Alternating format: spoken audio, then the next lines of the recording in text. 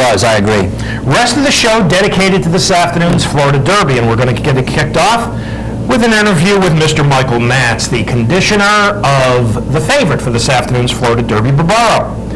Undefeated, started on grass, dominated, went to dirt, caught a sloppy track, basically dominated again, but a pretty interesting schedule. Yes, Barbaro hasn't raced for 8 weeks since the Holy Bull, and then it'll be 5 weeks until the Run for the Roses. Well, on Thursday, my partner had a chance to sit down and chat with the trainer of Barbaro, Mr. Michael Matz. Michael, there is, I think it's fair to say, undoubtedly a fascination with your schedule of 8 weeks off from the Holy Bull to the Florida Derby and then 5 more off to the Kentucky Derby. Could you talk to our audience about your thinking on that schedule? Well, I don't know why everybody's making such a big deal about it. All his races have been scheduled between 5 and 6 weeks, and I really don't see it's a big problem because if we do get to go to the Kentucky Derby, certainly I would rather have a fresh horse than a horse that's been running every 3 weeks, and that was our feeling with this. Michael, in the interim, at any time, did you give any consideration to changing that? No, I spoke with my assistant and the Jacksons, and we came up with this plan, and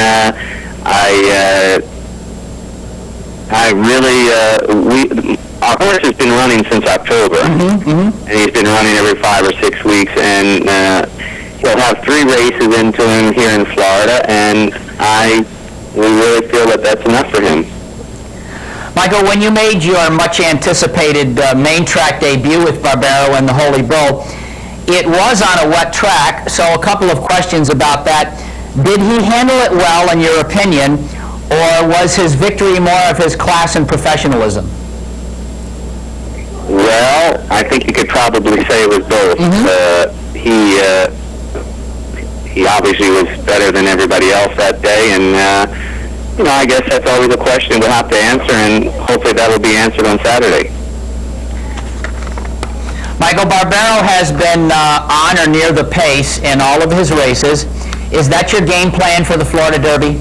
I think he should be sort of right off the pace. I think he has enough tactical speed, and I think he puts himself in a good spot that I think probably just looking at off paper off the top of my head, that horse Sharp Humor probably is the speed of the race, and I guess it's how far he can go and how fast he can go. Now you've drawn post 10. Is that any concern to you? Well, I certainly, at Gulfstream, as you know, it's kind of a short run into that first turn. I certainly would like to have something that was closer to the rail, but something we can't help. Michael, assuming that Barbaro does well in the Florida Derby, what are your tentative shipping plans for going to Kentucky? Well, I think what we'll do is we'd get him back here and give him a week or so back here and back in Florida, and then he would probably ship to Keeneland. Michael, by every account, the way he looks and the way he's bred, it seems to have 10 furlongs written all over him. I'd just like to ask you, as you know, the big day draws near, I know we're a few weeks out, as you've thought about him going to Churchill and going to 10 furlongs and being fresh, do you have a concern about him with that? Being too fresh? And the 10 furlongs. No, not at all. Okay. No, this horse has a very good disposition. He'll rate. He'll come from behind. He really, as you said, I really don't feel like there's any problem with the distance. He has sort of a high rate, a cruising speed, and that's just the way he is. And I had no qualms about it. I have no qualms about the schedule that we've drawn up with him.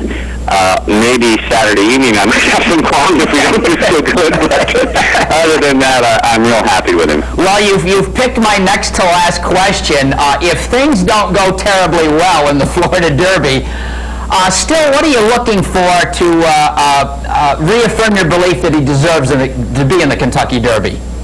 Well, I mean, I think he's going to have to make a good showing in the Florida Derby, that he can be competitive with. I don't want to just go the Kentucky Derby to say we entered the Kentucky Derby. I'd like to go to the Kentucky Derby feeling that we have a chance to win it. And he's going to have to show us that he can handle this group of horses for us to say we're going to make the next step, because I think it's going to be a lot tougher in the Kentucky Derby. Well, before I go to my final question, Michael, we at Capital OTB down the stretch in New York, and on behalf of our audience, we're very pleased that you could take this time with us. One final question. In the last couple of weeks, as you prepared for the Florida Derby, how has he trained and how do you feel about him? Right now, Michael, he's done everything that we could ask for. He's worked. He worked. If we worked him his first work, we didn't do so much. We worked him kind of easy. He worked that. We asked him for a tougher work 2 weeks out, and he did it very well. And we had a little blowout on Monday morning, and he went very, very good. Well, Michael, we thank you very much again and wish you all the best in the Florida Derby, okay? Thank you, Mike. Have a great day. Ladies and gentlemen, that's Michael Matz, the trainer.